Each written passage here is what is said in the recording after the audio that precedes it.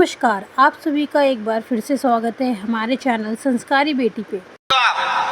जो 72 साल बाद ये जो सावन का महीना आया है, सोमवार से सोमवार तक का, कहते हैं इस सावन में जो सोमवार से सोमवार तक का सावन रहता है, सोमवार से शुरू सोमवार से विराम। अगर आपके घर में रुद्राक्ष है, आप रुद्राक्ष धारण करते हो या रुद्राक्ष अपने घर में रखते हो, तो उस रुद्राक्ष को छोटी सी कटोरी में रखकर या एक पात्र में रखकर 7 बार किसी भी अमावस पर, सावन में जो अमावस्या पड़ती है, ये सोमवार से सोमवार वाली सावन, इसके बाद वाले सावन का वर्णन नहीं कर रहा, मैं इस सावन की बात कर रहा हूँ। या तो अमावस, पूर्णिमा, त्रयोदशी, चतुर्दशी या प्रदोष, शिवरात्रि, अष्टमी, ये ऐसी तिथियां हैं जो सोमवार से सोमवार तक का जो सावन होता है, सावन में कटोरी में रखकर, प्लेट में रखकर, थाली में रखकर 7 बार अपने घर में अगर रुद्राक्ष है तो उसको बलवान बनाने के लिए इसी सावन के महीने में 7 बार तो जल, 5 बार दूध गौ माता का और 2 बार गाय का घी उस रुद्राक्ष पर लेपित करना चाहिए। और फिर उस रुद्राक्ष को धूप बत्ती हो या घर में गूगल की धूप हो, और धूप बत्ती से उस रुद्राक्ष को सिद्ध कर लेना चाहिए।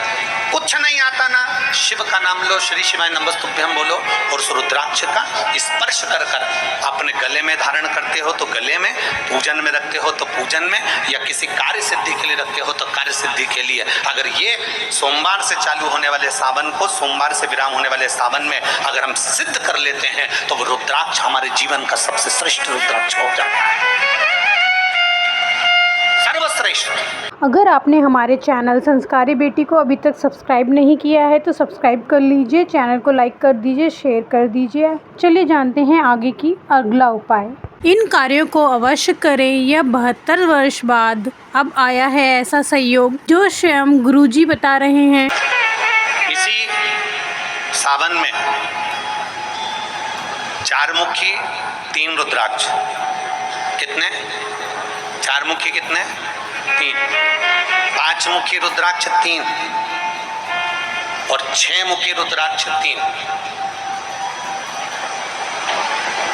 इनके बीच में सवा गांठ लगाई जाती है। 4 रुद्राक्ष कितने? जल्दी बोलो। 4 मुखी रुद्राक्ष कितने? 3। 5 मुखी रुद्राक्ष कितने? 3। 6 मुखी रुद्राक्ष कितने? 3। इनके बीच में सवा गांठ लगाई जाती है। मतलब एक गांठ पूरी लगाई जाती है, फिर आधी गांठ लगाकर फिर रुद्राक्ष को डाला जाता है लाल धागे में, फिर सवा गांठ, ऐसी चलती है।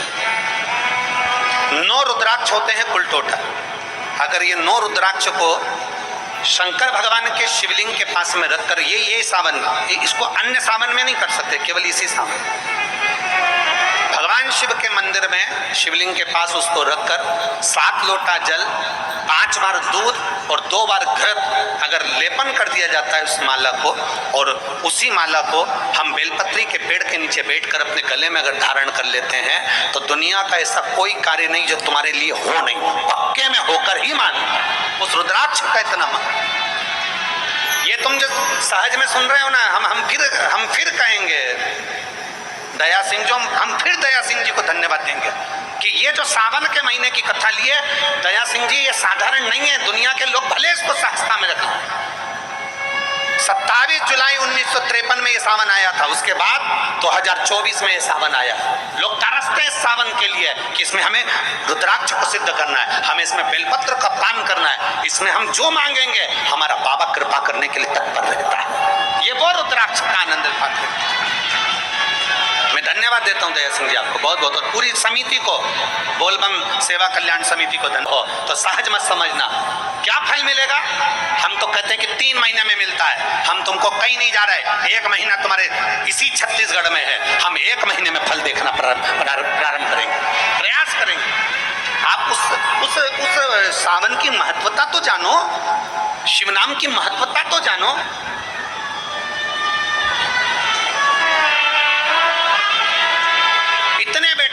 भगवान से अपने दिल की बात हृदय से भाव से शिव को कहा, हृदय से। जैसे शिव मंदिर में, जैसे आप लोग जाते होंगे शंकर जी के मंदिर में, तो ये तो शिवलिंग हो गया, ये जलाधारी हो गई, ये जलाधारी है, ये शिवलिंग है। और जलाधारी और शिवलिंग के यहाँ, शिवलिंग से लेकर जहाँ से पानी नीचे गिर रहा है, आप पानी यहाँ चढ़ाते हो तो ये घूम के यहाँ से नीचे आ जाता है। आपने जल यहाँ चढ़ाया शिवलिंग पे तो जल घूमकर यहाँ से नीचे आ जाता है। इस जगह से नीचे की ओर आ जाता है, इस स्थान से। प्रयास करिए, ये जो सावन आया है 72 वर्ष के बाद, प्रयास करिए कि कितना बड़ा भी रोग है, कितनी बड़ी भी बीमारी है, आप डॉक्टर से इलाज करवाओ, पर ये जो स्थान है अशोक सुंदरी का, इस स्थान पर एक बार अपनी हथेली रख कर देखिए और भगवान शिव से पंचाक्षर मंत्र नमः शिवाय, षडाक्षर मंत्र ओम नमः शिवाय या श्री शिवाय नमस्तुभ्याम स्मरण कर कर देखिए और एक बेलपत्र बाबा की लेकर जहाँ से पानी नीचे गिरता है उस स्थान पर लगाकर उसी बेलपत्र को खाइए और फिर जाकर डॉक्टर को एक बार फिर जांच करवाइए कि उस रोग में आराम कितना लगा है, उस रोग में अंतर कितना आया। अब जानते हैं रुद्राक्ष का महत्व और उसकी उत्पत्ति कैसे हुई थी और कितना शक्तिशाली है रुद्राक्ष, जो आपके जीवन में कितने बदलाव ला सकता है, बड़ी सी बड़ी दिक्कतें ठीक कर सकता है। चलिए जानते हैं। वर्ष तक मेरे शिव नेत्र बंद नहीं करे, 1000 वर्ष तक मेरे ओघड़दानी मेरे शंभु नेत्र बंद नहीं करे। लग गए, आंखें झपकी नहीं, पलक झपकी नहीं, नेत्र खुले की खुले। 1000 वर्ष निकल गए, 1000 वर्ष, तब अघोर शस्त्र प्राप्त कर लिया और प्राप्त करते से ही भगवान शंकर ने अपने नेत्र को बंद किया। बंद करते से ही भगवान शंकर का जैसे ही नेत्र बंद हुआ उससे एक बिंदु नीचे गिर गया। जब बहुत देर तक आंख खुली रहती है, बहुत देर तक आंख खुली रहती है, पलक नहीं झपकती, तब आंख में से एक आंसू गिर जाता है। शिव जी की आंख से वो आंसू गिरा। जो तप करा था, जो साधना करी थी, जो अघोर अस्त्र पाने के लिए सारी तप साधना करी थी, जिस अस्त्र के बल पर संपूर्ण ब्रह्मांड की रक्षा करी है, उस तप साधना के बल पर भगवान ने जैसे नेत्र बंद करा, बंद करते से शिव जी की आंख से एक आंसू गिर गया और जैसे ही वो आंसू गिरा उससे एक वृक्ष उत्पन्न हो गया जिसका नाम रुद्राक्ष का वृक्ष हुआ। जो रुद्राक्ष,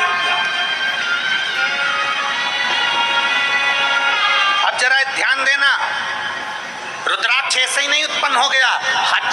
हजारों वर्ष तक मेरे ओघड़दानी ने तप साधना करी और जब नेत्र बंद करे तब आंसू गिरा। उस आंसू से रुद्राक्ष पैदा हुआ है, उस अश्रु से, शिव के उन अश्रु से रुद्राक्ष उत्पन्न हुआ। इतने तप साधना का बल एक रुद्राक्ष में होता है, इतना तप साधना का बल एक रुद्राक्ष में होता है कि अघोर अस्त्र के बराबर, अघोर मंत्र के बराबर शिव का एक रुद्राक्ष होता है अगर वो श्रेष्ठता से धारण किया। एक रुद्राक्ष में अघोर अस्त्र का, पाशुपत्य अस्त्र का, दुनिया के जितने अस्त्र शस्त्र होते हैं सबका बल एक रुद्राक्ष में होता है। सबका बल एक रुद्राक्ष के अंदर होता। सोमवार से ये वही जिस समय पर त्रिपुरासुर का वध करा था भगवान शंकर ने और जिस रुद्राक्ष को भगवान ने प्रकट करा था, सोमवार से सोमवार तक की सावन के महीना था जब मेरे देव अधिदेव महादेव ने इस रुद्राक्ष को प्रकट किया था। आप सभी को रुद्राक्ष के प्रागट्य की भी बहुत बहुत बधाई, बहुत बहुत। रुद्राक्ष के प्रागट्य की एक कथा नहीं है, रुद्राक्ष के प्रागट्य की कई कथा है। रुद्राक्ष के जन्म की एक कथा नहीं है, रुद्राक्ष के जन्म की अनेक कथा। पर पर भाग्यशाली हो आप जो 72 साल बाद ये जो सावन का महीना आया है सोमवार से सोमवार तक का, वह अत्यंत ही शुभ और लाभकारी है। जैसे कि गुरु जी ने बताया, आप ये कार्य ज़रूर करके देखें। हर हर महादेव। श्री शिवाय नमस्तुभ्यम, श्री शिवाय नमस्तुभ्यम, श्री शिवाय नमस्तुभ्यम, श्री शिवाय नमस्तुभ्यम, श्री शिवाय नमस्तुभ्यम। जैसे कि गुरु जी बताते हैं, 5 बार बोलने के बाद अपनी मनोकामनाएं आप बताएं। भगवान करे आपकी सभी मनोकामनाएं इस सावन ज़रूर पूरी हो। आपको आज की वीडियो कैसी लगी कमेंट करके ज़रूर बताएं और हमारे चैनल संस्कारी बेटी को सब्सक्राइब करें, लाइक करें और शेयर करें। धन्यवाद।